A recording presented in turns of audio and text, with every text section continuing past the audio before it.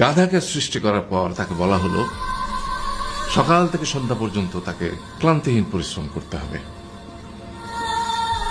সারা জীবন তাকে পিঠে ভারী বোঝা বইতে হবে, খেতে পাবে শুধু ঘাস, আর তার মাথায় কোনো বুদ্ধি থাকবে না। তার আয়ু হবে 50 বছর। গাধা করজোড়ে সৃষ্টিকর্তাকে বলল, আমি এত বছর বাঁচতে চাই না, আমাকে 20 বছর আয়ু দেওয়া হোক। সৃষ্টিকর্তা সেটাই মঞ্জুর করলেন। কুকুরকে যখন সৃষ্টি করা হলো তখন তাকে বলা হলো যে সে হবে মানুষের সবচেয়ে বড় বন্ধু, কিন্তু সে খাবে মানুষের উচ্ছিষ্ট, এবং তার আয়ু হবে 30 বছর।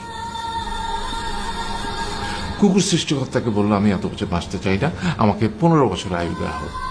সেটাই মঞ্জুর করা হলো। এরপর বানরকে বলা হলো, তুমি শুধু গাছের